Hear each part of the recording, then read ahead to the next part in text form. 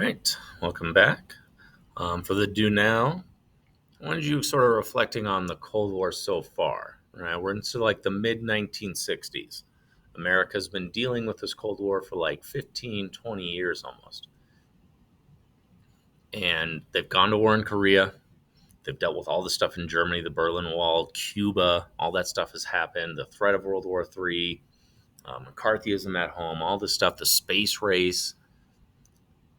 If you're an American, like you think America can win, but it doesn't necessarily feel like America's really winning the war at this point, right? Korea was a tie. Berlin, yeah, we helped save West Berlin, but like it's surrounded by a wall and death and destruction, awful stuff. Cuba feels like a loss. The space race doesn't look good at this point yet.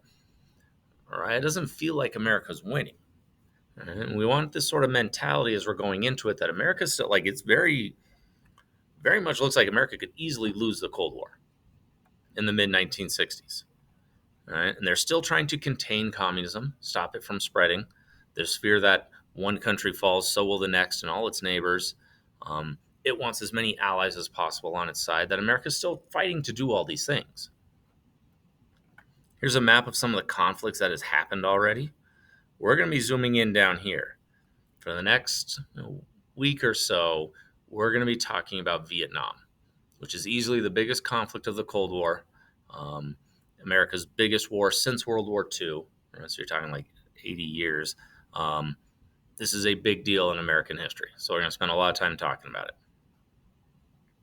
So Vietnam was controlled by France for a long time. It was what we call a French colony. So the French government controlled it. A few French people lived there, mostly Vietnamese, but France was basically exploiting it to take money and resources out and leaving the people in poverty.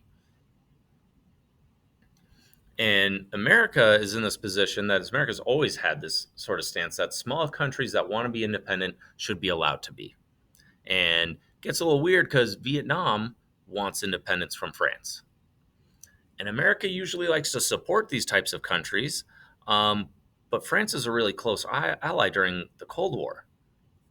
We don't want to upset our ally by supporting Vietnam. But we like to support small countries in their independence because that's what we did. All right, so America's in this tough spot where, like, well, who do we support in this?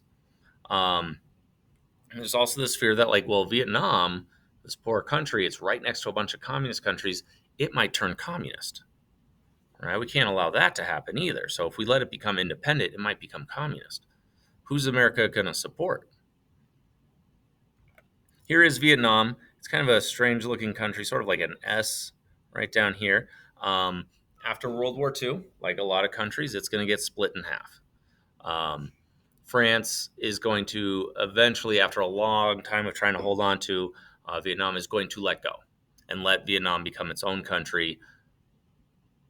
But Vietnam is kind of split. They're not united as one. There's communist and there's non-communist. There's capitalist.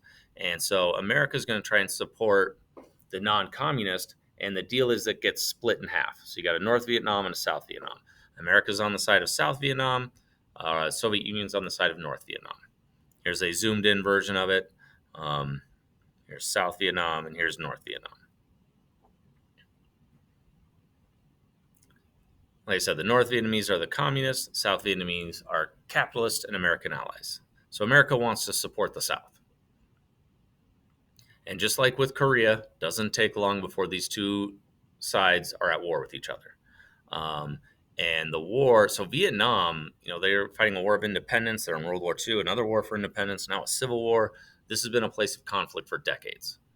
And America is trying to figure out how to make this work without getting dragged to war, without making things worse, but also not backing down.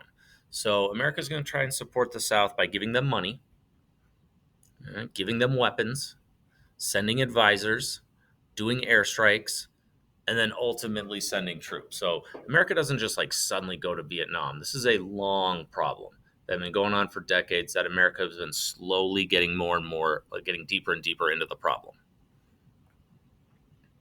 So we'll watch a video about the causes of Vietnam. You can pause this one.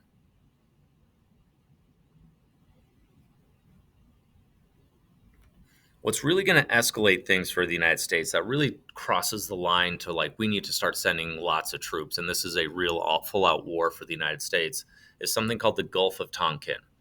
Now, the Gulf of Tonkin is right up here. So you can see it's off the coast of North Vietnam in between China. Um, there's a U.S. ship or U.S. ships, there's a lot of them that are patrolling this area. And no one's really sure what happens, but a U.S. ship has a missile launched near it. And America thinks it's the North Vietnamese. And they basically call out and say, hey, stop doing this. You're not allowed to launch weapons at our ships, all this stuff. A few days later, another ship on their radar sees a missile. No one sees it in person, but they see it on their radar. And there's like, hey, we gave you a warning and you're trying to attack us again? No Americans get hit in either of these incidents, but it becomes very public news. We call it the Gulf of Tonkin attack or the Gulf of Tonkin incident. And this is the final straw for the United States. This is in 1965. They say, we're going to start sending troops. We are going to fight in support of South Vietnam. Again, we have another video we'll watch that'll explain this. For your activity today, you're going to read about America's involvement in Vietnam, really about the causes, how did America get in. Then you're going to be answering questions based on different levels.